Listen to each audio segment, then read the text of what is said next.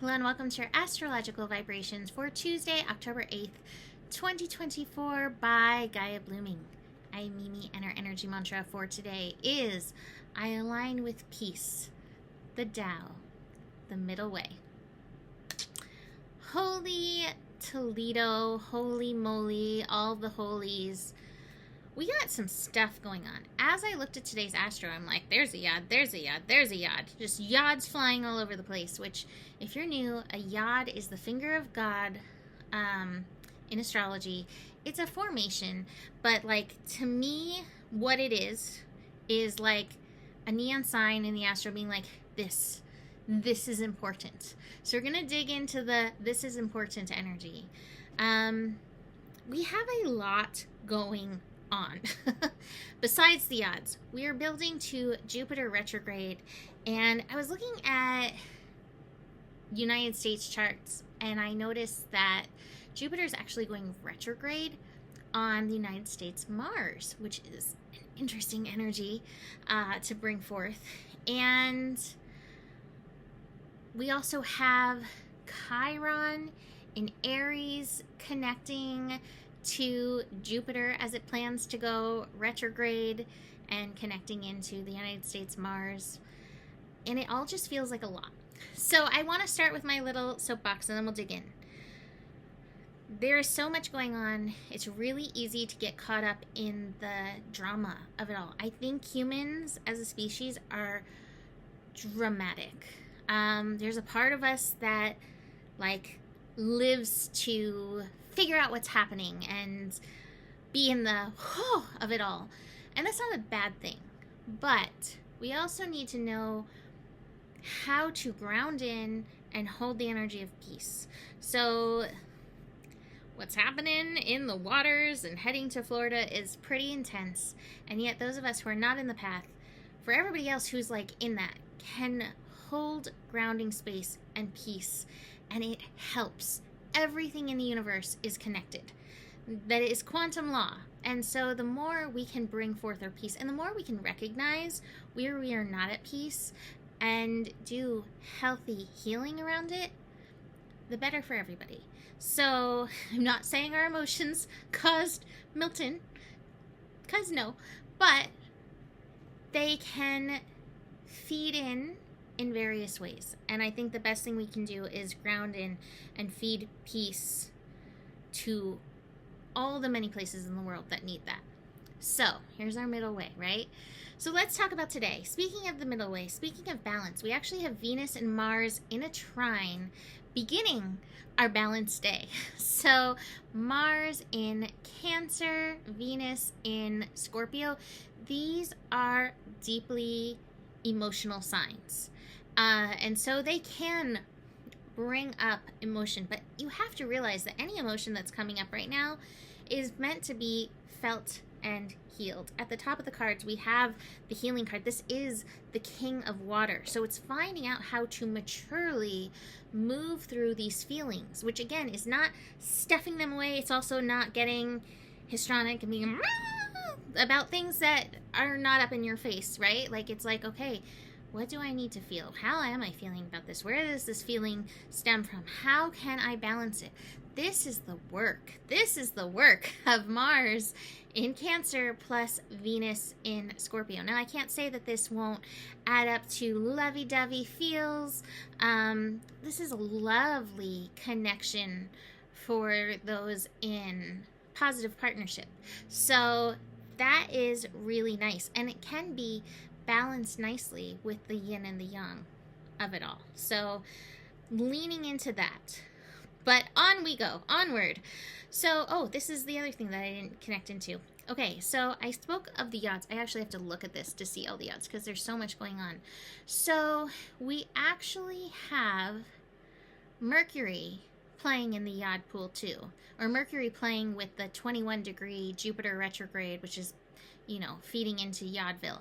So the yod, including Jupiter, it's Jupiter and it's Chiron, and it's feeding into Venus, 18 degrees Scorpio. Now this is a yod that's going to be building over these next few days as Jupiter stations and retrogrades and begins that whole process. So Venus in Scorpio is part of the key. So knowing your boundaries, having good boundaries, deep self-care, including being willing to process whatever emotional energy comes up, is going to be important. And working together with that Venus Mars trine is definitely a piece of this whole process. I also feel like this is asking us to lean into the yin, leaning into listening to our intuition and be guided by that and having discernment, because again, when things get dramatic on the planet, a lot of people like to seize that opportunity and sensationalize and get dramatic with it. There's a lot of fights going on about the government and what the government's doing. It's so much, and none of that helps. So the best thing that we can do is lean into our own discernment, our own intuition, and allow that to guide us.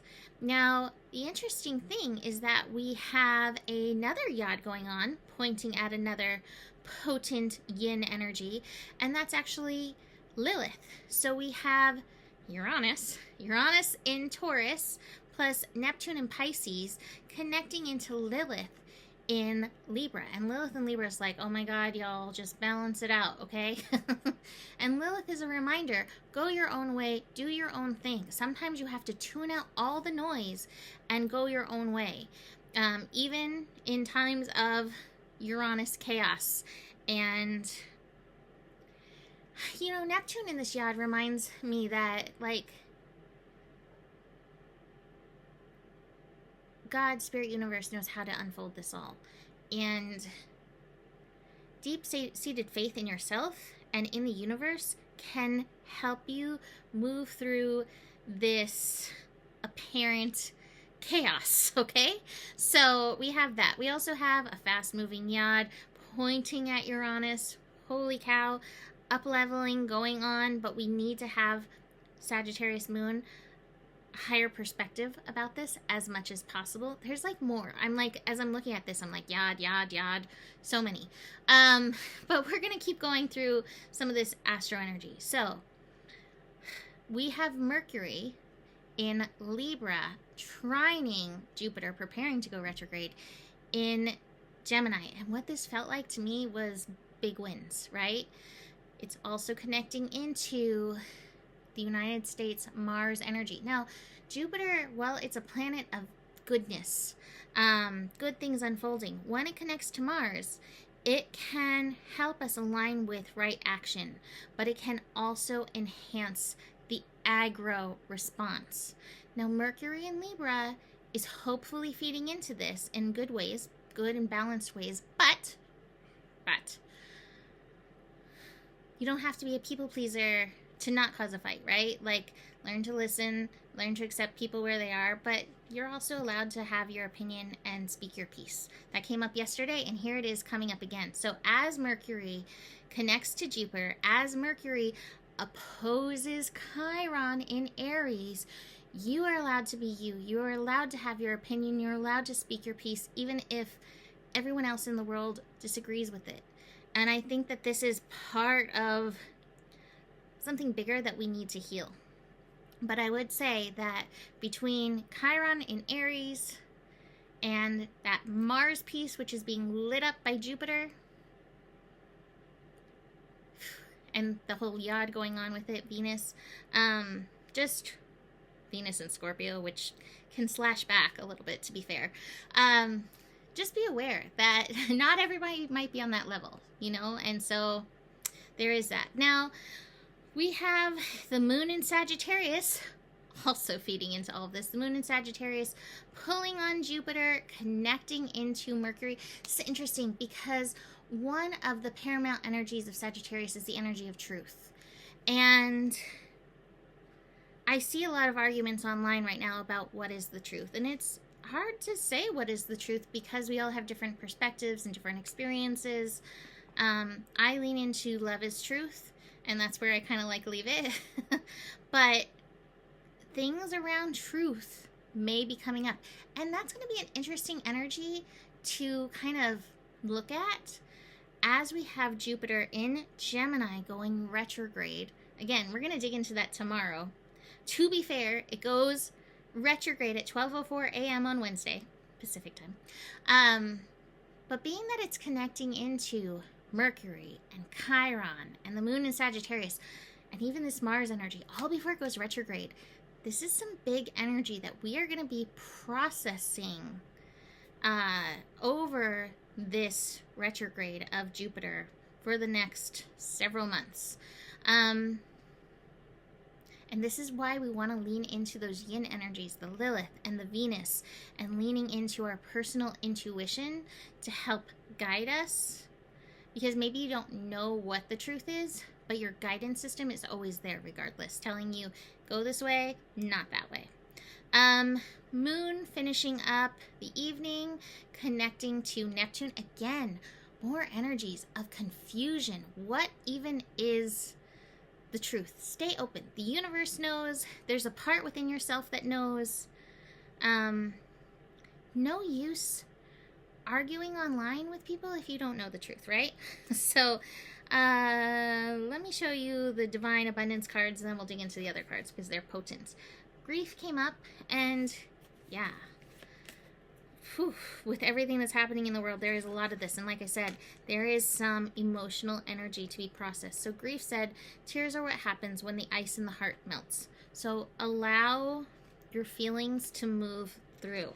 I have to say, I've been feeling weird stuff in my stomach that I feel like is connected to solar flares and connected to like the tension. So my work has been like unwinding that energy and grounding in deeper, and just, like I said, holding as much peace and prayer and light and right action, the other card, for for anyone that I possibly can. It says, I don't know how to say this word, aparigraha literally means let everything that wants to go, go, and everything that wants to come, come. And I feel like this is just surrender to your divine plan, surrender to the universe. So lean into that where you can. Now, the cards that came up besides this one are really, really, really, really interesting. We got the Master card in reverse. So we're not really feeling mastery. We're definitely in the mental, and we're picking up the projections. We're picking up the fear waves. That's one of the things.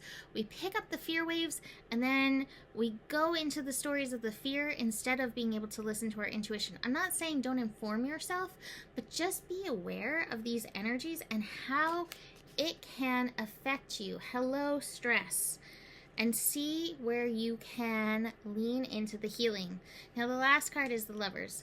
Hello, Venus, Mars, or Trine. This is definitely a lover's connection.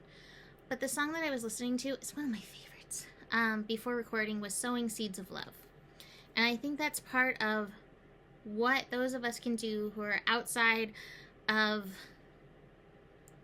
any trauma and turmoil unfolding right now. See where you can sow those seeds of love, seeds of peace. To me, that is the master game. Beyond the mind tricks, the minefields, and the mind tricks that are going on. So, lots going on. Oh my goodness, I'm surprised the cats didn't have anything to say about all this, but they're snoozing. They're doing what we are meant to do. Ground in and hold the space. I am sending you all much love. You can book a reading with me. Email me, mimiclark@gmail.com. And the better it gets, the better it gets. There's more than enough love in the world for you. You have the power, and remember who you are, because you are the solution. Namaste.